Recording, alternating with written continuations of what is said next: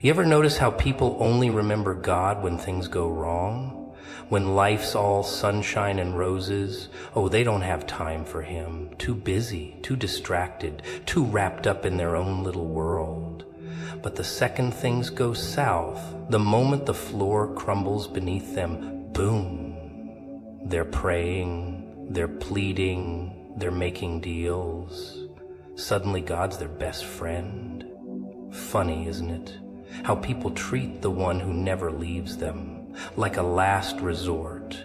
Funny, isn't it? How people treat God like an emergency exit, like He's just standing there, waiting behind a glass case, only to be broken when there's a fire. The rest of the time, oh, they don't even look His way. Too busy, too caught up, too full of themselves. But the second life starts crumbling, the moment things don't go as planned, suddenly they remember. Suddenly they want to talk. Suddenly He matters. They spend their whole lives acting like they've got it all figured out, running from one thing to the next, chasing money, status, pleasure, whatever gives them that little rush, that little high. And for a while, sure, it works. They feel powerful, invincible even, like they don't need anyone, least of all God. They laugh at the idea, scoff at the people who pray, who trust, who believe. Why talk to someone who doesn't talk back, they say. But then, oh, then the storm hits, and isn't it just hilarious how quickly their tune changes? Now they're desperate. Now they're on their knees, hands shaking, voices trembling, begging for answers. Why me? Why now? What did I do to deserve this? Oh, and the bargaining begins. If you just fix this, I swear I'll change. I'll be better. I'll do anything. Like God's some kind of deal maker, some cosmic traitor waiting to negotiate terms.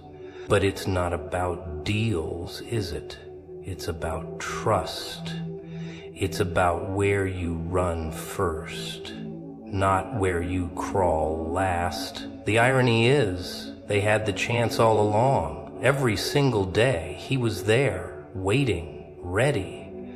But no, they needed to exhaust every other option first. They needed to ask every friend, read every self-help book, chase every hollow distraction before they finally turn to the only one who could actually help. And by the time they do, by the time they're willing to listen, they're already at rock bottom. Could have saved themselves the fall if they had just spoken to Him first. People put their faith in everything but God. They trust their jobs, their relationships, their own ability to control things. They trust the world to give them security, happiness, peace. But the world is a liar. It gives just enough to keep you hooked, just enough to make you think it'll last. But it never does. The money runs out, the people leave, the plans fall apart, and when it does, where do they run? Back to the only one who never left in the first place. But here's the real punchline. They could have avoided all of it. The stress, the anxiety, the fear, the desperation, if only they had gone to Him first. If only they had understood that before you chase answers from people who don't have them, you should talk to the one who does.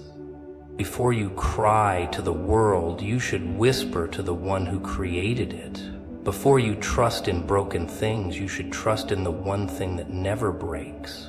But no, people like to do things the hard way. They like to run in circles, chase ghosts, try to fix things with their own two hands. And then, only when they've exhausted every other option, only when they have nowhere else to turn, do they remember. And isn't that just the funniest thing? They call it faith, but it's not faith, is it? It's desperation. Faith is when you go to Him first, not when you've got no other choice. Faith is when you trust before you're forced to, But people don't learn. They keep making the same mistake over and over. They put their trust in things that can fail, then act surprised when they do. And God, not because he enjoys the fall, not because he's punishing them, but because he knows they'll be back. They always come back. Because when the noise fades, when the distractions disappear, when the world shows its true colors, there's only one voice left that matters, the one that was there all along. Quick fixes. That's the game, isn't it? They want their problems solved, their pain numbed, their fears silenced, and they want it now. No patience, no waiting, just instant relief. And lucky for them, the world's got a whole menu of distractions to keep them busy. Money? Oh, that'll do the trick. For a while. Love? Sure, until it isn't enough. Success? Feels good until it doesn't. They chase these things like a dog chasing its own tail, round and round, faster and faster, thinking if they just grab hold of the right one, everything will be fine. But the problem is that the world doesn't offer solutions, it just offers distractions. They wake up feeling empty, but instead of asking why, they reach for something to fill the void. Maybe it's a drink, maybe it's a new toy, a new relationship, a new achievement to parade around. Look at me, look at what I've got. And for a moment, just a moment, it works. They feel something, a rush, a high, a sense of control. But it never lasts, because that feeling, it's not real, it's borrowed. And borrowed things, oh, they always have to be returned. So what happens next? The crash. That's the part nobody likes to talk about. The moment when the money doesn't buy happiness anymore. The moment when the compliments stop coming. The moment when the thing that used to make them feel alive suddenly makes them feel nothing at all. And now they're back where they started, only worse. Because now, not only are they empty, but they're confused. Why doesn't this work anymore? Why do I still feel like something's missing? Because something is missing, and it always has been. They think they're fixing the problem, but they're just covering up the symptoms. Like painting over a crack in the wall and pretending the foundation isn't crumbling underneath. And the world? Oh, the world loves it that way. Because as long as they keep looking for answers in all the wrong places, they'll stay trapped in the cycle. They'll keep buying, keep chasing, keep running, and the ones who profit from their desperation, they'll keep smiling. Because that's the game. Keep them searching, keep them needing, keep them blind to the one answer that actually matters. It's not a secret. It's not some hidden truth buried deep in ancient scrolls. It's right there. Has been from the start, but they don't want to see it. Because seeing it means admitting they've been wrong. It means admitting that all the things they've poured their time, their energy, their lives into were never the answer. And that's a hard pill to swallow. So they keep playing the game, pretending it's working, convincing themselves that the next thing will be the thing that finally makes them feel whole. But deep down, they know. They know because late at night, when the noise fades and the distractions wear off, the emptiness is still there. Sitting in the dark, whispering, reminding them of everything they're trying to ignore. And it doesn't matter how much they run, how much they chase, how much they try to drown it out. It waits, patient, unmoving, because the truth doesn't need to chase them. It knows they'll come looking eventually, and when they do, that's when they realize. The answers were never in the things they could buy, or the people they could impress, or the successes they could stack up like trophies. The answers were always in the one place they refused to look, the one place they avoided, ignored, dismissed, and when they finally get tired of running, tired of chasing, tired of pretending, they'll see what they should have seen from the start, that the world never had what they were looking for. It only had distractions dressed up as solutions. People, oh, people, so predictable, so fragile, so desperate to believe that someone, anyone, will always be there for them. They put their faith in friends, family, lovers, mentors, thinking, this one won't leave, this one won't change, this one is different. But the punchline, everyone changes, everyone leaves. Sooner or later, one way or another, they all go. Some walk away when things get hard. Some disappear when you need them most. Some smile to your face and sharpen the knife for your back. And yet, people keep trusting, keep hoping, keep setting themselves up for the same disappointment over and over again. They love the idea of reliability. The thought that if they give their heart to someone, if they share their secrets, if they build a life around another person, that person will always be there. But people aren't built for that kind of responsibility. They're messy, they're selfish, they're human. One day they care, the next they don't. One day they're your rock, the next they're the storm that drowns you. And yet, every time, people act surprised. How could they do this to me? I thought they were different. I never expected this. Oh, but they should have. 'Cause that's just what people do. Maybe they don't mean to. Maybe they promise with the best intentions. I'll always be here for you. I'll never let you down. You can count on me. But promises are just words. And words? Oh, words are cheap. They're easy to say in the good times, when nothing's being tested. But when the fire starts, when the pressure builds, when life stops being so convenient, that's when you see what people are really made of. And most of the time, they're made of excuses. They'll tell you they didn't mean to hurt you, that it wasn't their fault, that circumstances changed, that they had to go, that they had to put themselves first. And maybe they believe that. Maybe they tell themselves they had no choice. But the truth is that people will always do what's best for them, not for you, not for anyone else. They'll pick the easy road when things get hard. They'll save themselves, even if it means leaving you to drown. And when it's all over, they'll expect you to understand, maybe even forgive. The funny thing is, people still don't learn.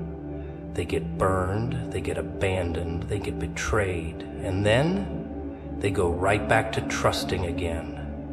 Like a gambler thinking the next hand will be different. Like a fool convincing themselves that this time it'll work out. But it never does. Because people don't change, not in the way you hope. They'll always put themselves first. They'll always leave when it's easier than staying. And no matter how much you love them, no matter how much you give, it's never enough to keep them from walking away. But here's the part that stings the most. It's not just the ones you expect. It's not just the acquaintances, the fair-weather friends, the ones you always had a feeling might turn their back when things got rough. No, it's the ones you never saw coming, the ones who swore up and down they were different, the ones who made you believe, who made you let your guard down, who made you think, maybe, just maybe, this time will be different. And when they leave, oh, that's when it really hurts. Because it's not just about losing them. It's about losing the illusion. It's about realizing that nobody is as solid as they seem. And yet people keep looking for something permanent in a world full of temporary things. They keep expecting flesh and blood to be as reliable as stone. But people, they're made of glass. They crack, they shatter, they disappear the moment you think they're strong enough to hold you. And the ones who don't, they're just waiting for the right moment, the right excuse, the right reason to prove that in the end, they're just like all the others. Because when it really comes down to it, when the choice is between you and them, there's only ever been one answer. People love noise. They love chaos, distractions, anything that keeps them from sitting alone with their thoughts. The second it gets too quiet, the second there's even a moment of stillness, they reach for something.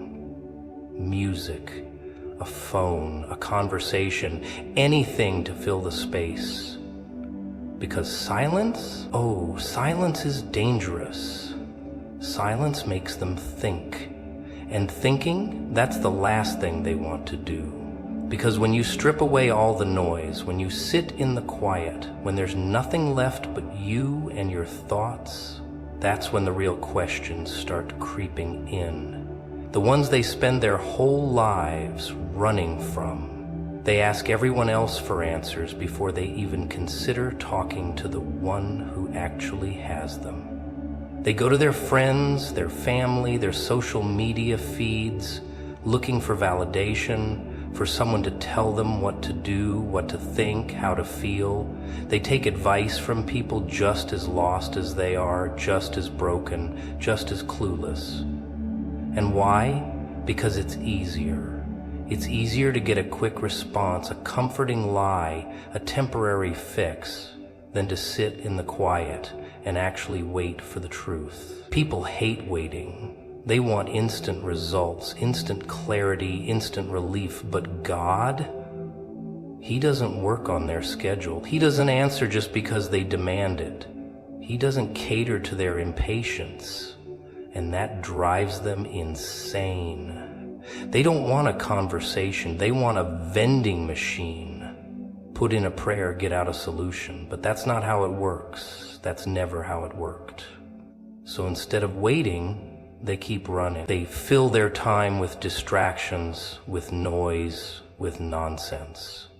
They keep their minds so busy, so cluttered, so overloaded, that they never have to sit with the silence long enough to actually hear anything. And then they say, God never answers me. Oh, but He does. They just weren't listening. They were too busy talking, too busy complaining, too busy filling the space with their own voices to ever hear His. They want Him to speak, but they don't want to be still long enough to hear what He has to say. They want direction, but they don't want to slow down. They want peace, but they refuse to step away from the things causing the chaos in the first place.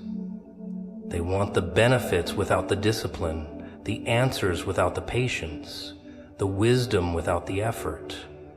They want it their way, on their time, and when it doesn't work like that, they convince themselves He isn't listening. But the truth is He speaks in the silence.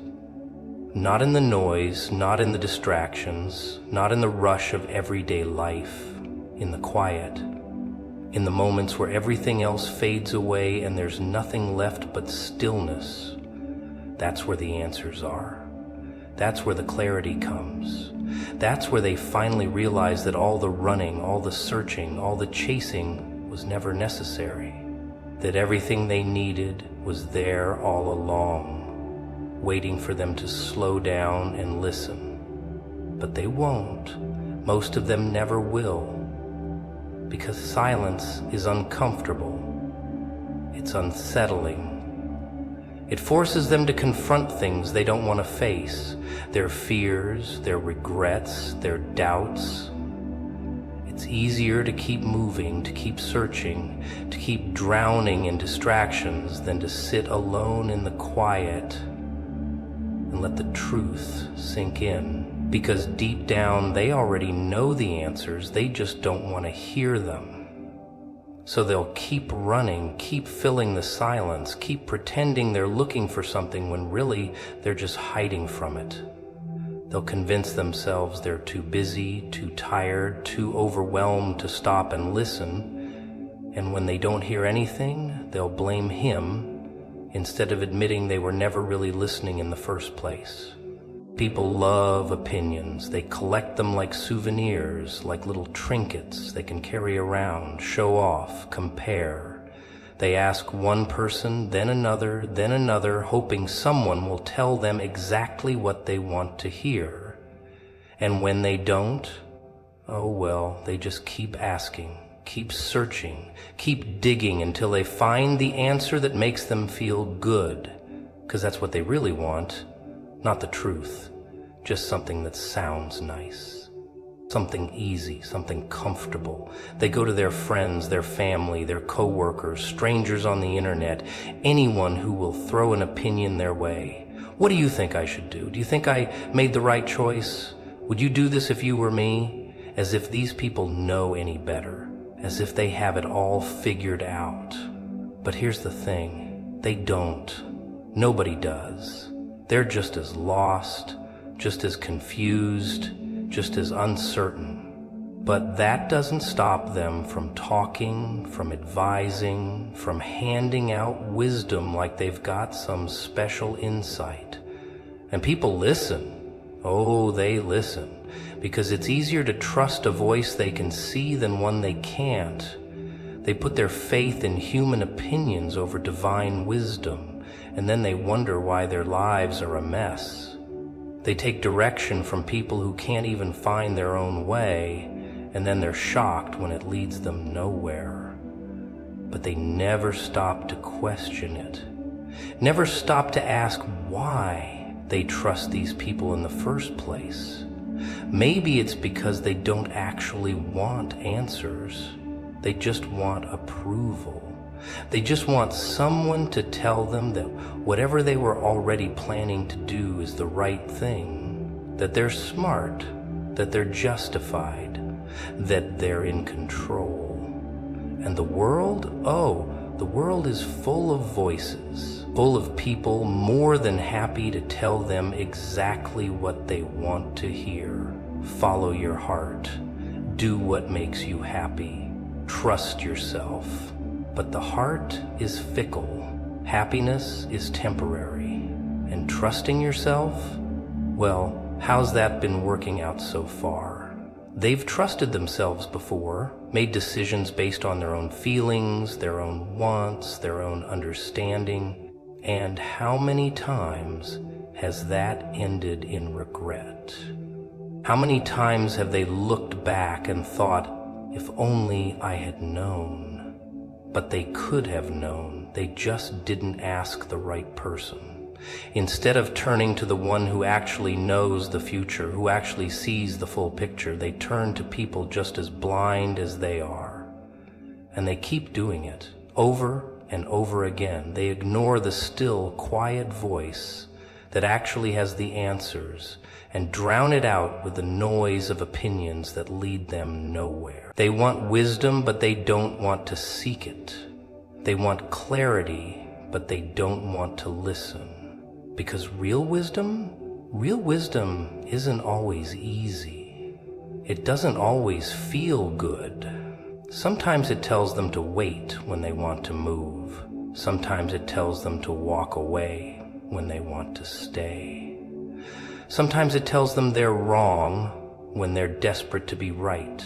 They want validation. So they keep chasing voices that will tell them what they want to hear, keep surrounding themselves with people who think like them, talk like them, agree with them, keep convincing themselves that if enough people say something, it must be true.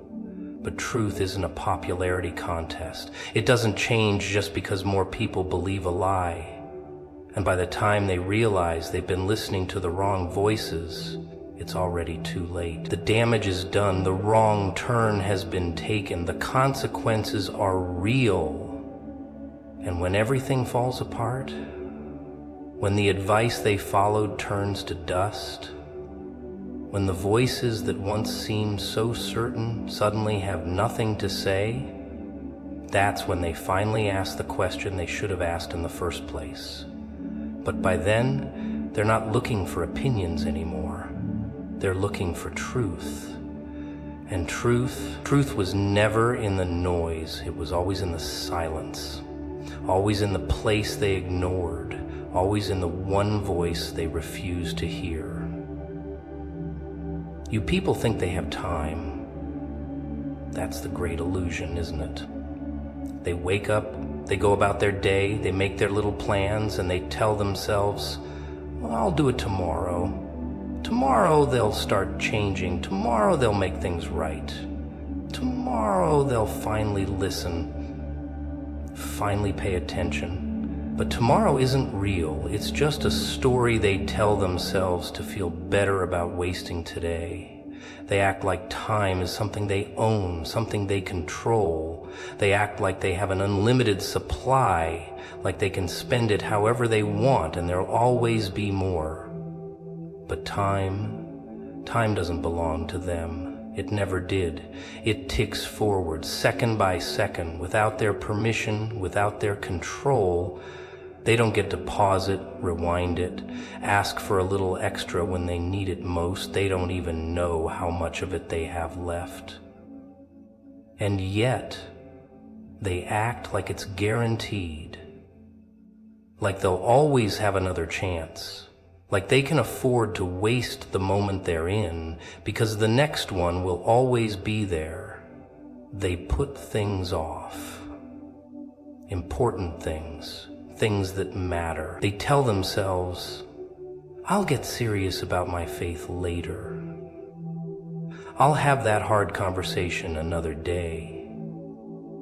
I'll fix things with that person when I have time. But later never comes, not the way they think, because the clock doesn't wait. And one day they wake up and realize they missed it. The chance is gone, the moment is over, and now all they have left is regret.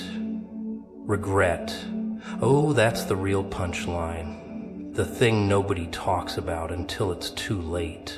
'Cause once time is gone, once the door is closed, once the chance has slipped through their fingers, all they can do is sit in it. Sit in the what-ifs, the if-onlys, the I should have dones. And that is a kind of pain that no distraction can fix. No money can buy back, no amount of begging can undo. It stays with them, sits heavy on their chest, whispers to them when they try to sleep, because they knew. Deep down they always knew they were wasting time. They just thought they had more of it. They watch other people run out of time. They go to funerals, they see the news, they hear the stories. And for a second, just a second, they feel it. That cold, creeping realization that one day, that'll be them. One day, their name will be the one people whisper about. One day, their time will be up. But then they shake it off. They distract themselves. They convince themselves it's far away, that it won't happen to them, not now, not anytime soon. And just like that, they go right back to wasting the little time they actually have. They don't ask the right questions. Instead of asking, what am I supposed to do with the time I have? They ask, how much time do I have left? They want to know the number, the deadline, the expiration. But that's not the question that matters. The question that matters is, what am I doing with this second right now? Because this second, this breath, this moment, it's the only one they know they have. The rest is just a gamble. They put their trust in everything but the one thing that actually lasts. They build their lives around temporary things, things that can be lost, things that can be taken, things that don't follow them past the last breath they take. And then, when it all disappears, when the time runs out, when the final second ticks away, they're left empty-handed. They spent all their time chasing what they thought mattered, only to realize, too late, that they never even touched what actually did. And the irony is that the answers were right there, always were. The truth was waiting, the voice was speaking, the door was open, but they ignored it. They were too busy, too distracted, too convinced they had all the time in the world. And by the time they finally stopped, finally looked, finally listened, the only thing staring back at them was the one thing they were never ready to face: the fact that time was never on their side. It was always running out. And now it's gone.